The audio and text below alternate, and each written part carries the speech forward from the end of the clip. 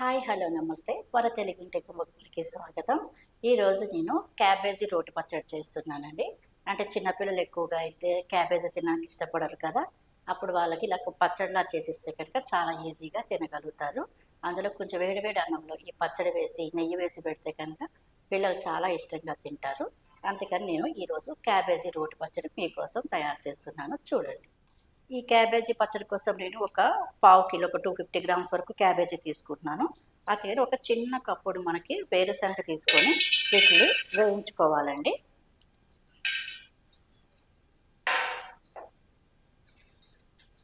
వీటిని కొంచెంగా వేయించుకొని పక్కన పెట్టుకోవాల్సి వస్తుంది ఈ పచ్చడి కోసము.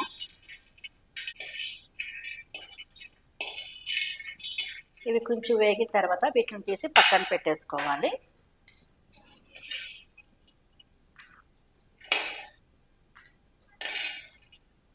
ఇప్పుడు ఇదే బాండిలోకి కొద్దిగా ఆయిల్ తీసుకొని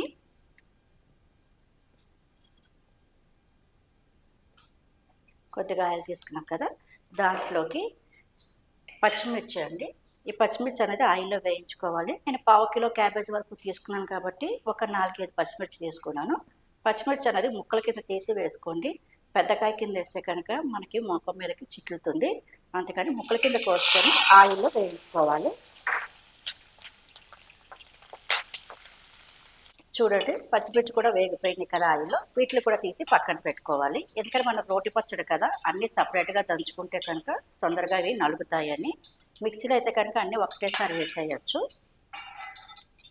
ఇలా అదే బాండిలోకి ఆయిల్ కొంచెం కూడా చూడండి, మనం పచ్చిమిర్చి వేయించినాం కదా, దాంట్లోకి ఒక 3 టమాటాలు, చిన్న టమాటాలు తీసుకొని ఈ ఆయిల్లోనే వేయించుకోవాలి.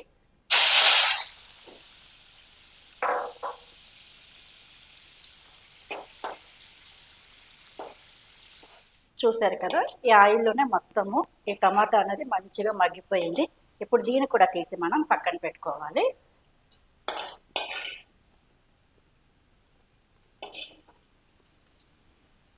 మళ్ళీ ఇదే బాండిలోకి కొద్దిగా ఆయిల్ వేసుకొని, ఇది నేను క్యాబేజీ ముందే కడుక్కొని పెట్టుకున్నాను. చిన్న చిన్న చిన్న ముక్కల కింద కోసుకొని పెట్టుకోవాలి. ఈ క్యాబేజీని ఇందులో వేసుకొని ఈ ఆయిల్లోనే మంచిగా ఉడికించుకోవాలండి.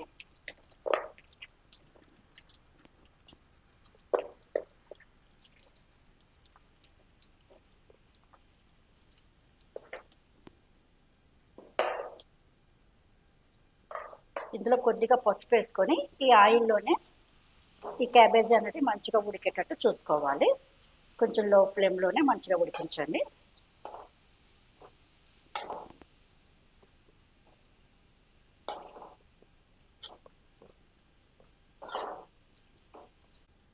ఇవి కొంచెం ఆయిల్లో ఎగిన తర్వాత కొద్దిగా ఉప్పు వేయండి. పచ్చడి కదా, అందుకని నేను కళ్ళు ఉప్పు వేస్తున్నాను. కొద్దిగా ఉప్పు వేసుకుంటే కనుక మనకి ఇందులో క్యాబేజీలో ఉన్న వాటర్ అంతా దిగి తొందరగా ఉడుకుతుంది. అందుకని ఉప్పు వేసుకొని మళ్ళీ ఉడికించుకోండి.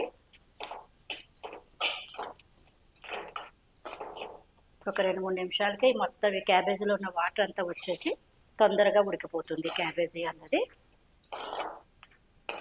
చూడండి, ఇప్పుడు ఈ క్యాబేజీ అన్నది మంచిగా ఆయిల్లో మగ్గిపోయి ఉడికిపోయినట్టు అయిపోయింది, మెత్తగా అయిపోయింది. ఇప్పుడు స్టవ్ బంద్ చేసేసుకొని కొంచెం చల్లారనిద్దాము. ఇప్పుడు మనది రోటి పచ్చడి కాబట్టి ఇప్పుడు మొత్తం ఇంత అన్ని ఐటమ్స్ మనం వేయించేసుకున్నాం కదా, మనం ఇప్పుడు రోట్లో వాటిని రుబ్బుకుందాము. ఇప్పుడు మన రోటి పచ్చడి కదా, మొత్తం మన రోలు అనేది శుభ్రంగా చేసేసుకొని మనం ముందుగా వేయించుకున్న పల్లీలు అన్నది ఫస్ట్ దంచుకోవాలి. ముందు పల్లీలు వేసుకొని వీటిని మనం మంచిగా దంచుకుందాము.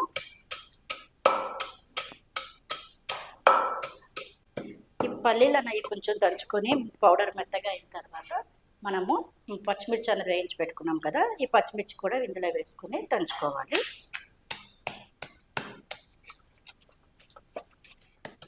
ఈ పచ్చిమిర్చి కూడా మంచిగా దంచేసుకున్న తర్వాత ఇందులోకి కొద్దిగా చింతపండు అనేది వేయాలి. ఆల్రెడీ మనం టమాటా వేస్తాం కాబట్టి చింతపండు అనేది మరీ ఎక్కువగా వేయకుండా కొద్దిగా చింతపండు వేసుకోవాలి. ఇది కూడా వేసి మంచిగా దంచుకోవాలి. అలాగే ఇందులోకి ఒక 10 వరకు వెల్లుల్లి రెబ్బలు వేస్తున్నాను.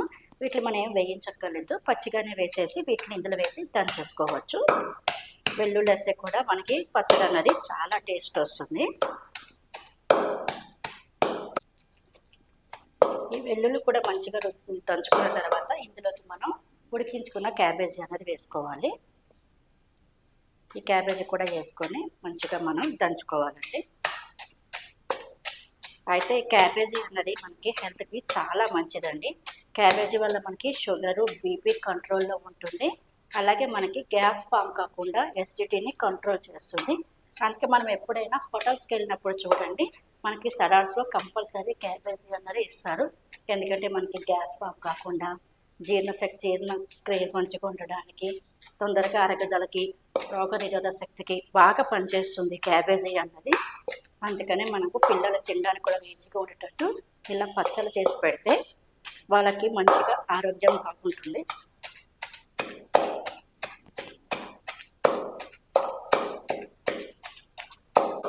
ఈ క్యాబేజీ అనేది కూడా కొంచెం నలిగిన తర్వాత మనం ఇందులోకి టమాటా అన్నది వేసుకోవాలండి. మనం టమాటా కూడా ఉడికించుకొని పక్కన పెట్టుకున్నాము కదా, మంచిగా ఆయిల్లో వేయించుకొని దీన్ని కూడా ఇందులో వేసేసుకొని రుబ్బుకోవాలి.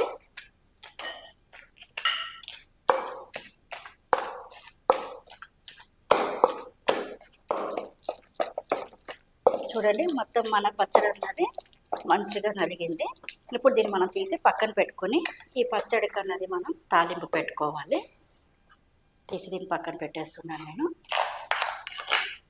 మళ్ళీ మనం స్టవ్ మీద బాండి పెట్టుకొని దాంట్లోకి తాలింపు కోసం మన ఆయిల్ వేసుకోవాలి.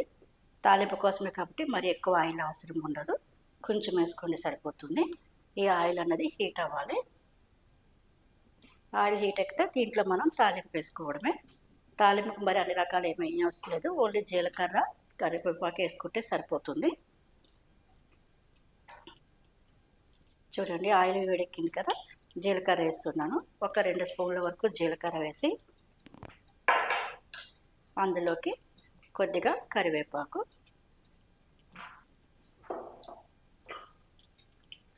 వీటిని వేయించుకున్నాను. ఇవి వేయించిన తర్వాత స్టవ్ బంద్ చేసేసిన తర్వాత ఇందులోకి మనం రుబ్బుకొని పెట్టుకున్నాం కదా, దంచుకొని పెట్టుకున్న పచ్చడి ముద్ద అన్నది వేసుకోవాలి.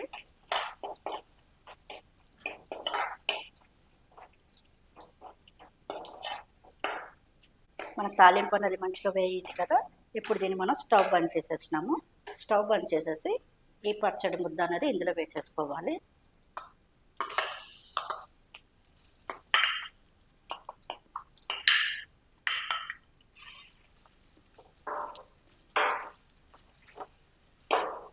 మొత్తం ఆయిల్ అంతా ఈ పచ్చడికి పట్టేటట్టు కలుపుకోవాలి.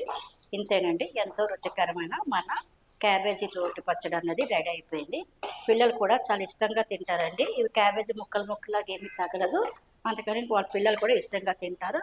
వాళ్ళ ఆరోగ్యానికి ఎంతో మంచిది, రుచిగా కూడా ఉంటుంది. ఇట్లా ఒకసారి మీరు కూడా ఇలా ట్రై చేసి పిల్లలకి పెట్టండి, చాలా బాగుంటుంది.